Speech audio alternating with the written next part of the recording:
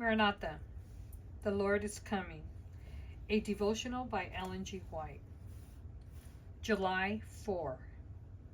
The United States in Prophecy. I beheld another beast coming up out of the earth, and he had 2 horns like a lamb, and he spoke as a dragon. Revelation 13:11. One nation, and only one, meets the specifications of this prophecy. It points unmistakably to the United States of America.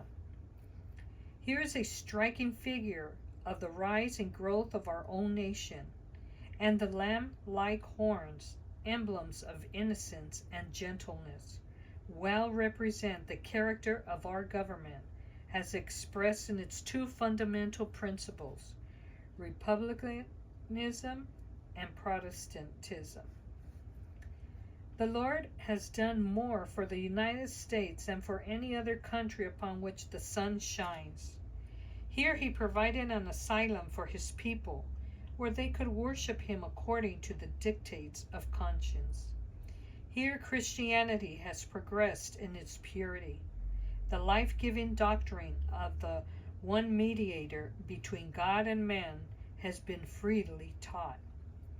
God designed that this country should ever remain free for all people to worship him in accordance with the dictates of conscience.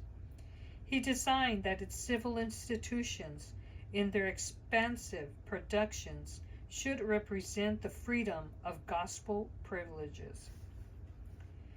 But the enemy of all righteousness has designs upon God's purpose for this country. He will bring in enterprises that will lead men to forget that there is a God.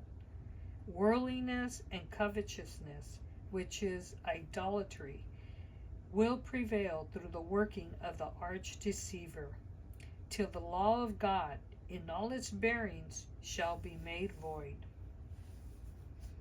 I have been shown that Satan is stealing a march upon us.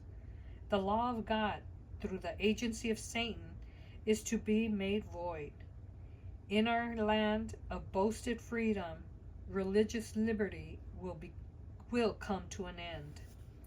When our nation, in its legislative councils, shall enact laws to bind the conscience of men in regard to their religious privileges, enforcing Sunday observance, and bringing oppressive power to bear against those who keep the 7th-day Sabbath, the law of God will, to all intents and purposes, be made void in our land, and national apostasy will be followed by national ruin.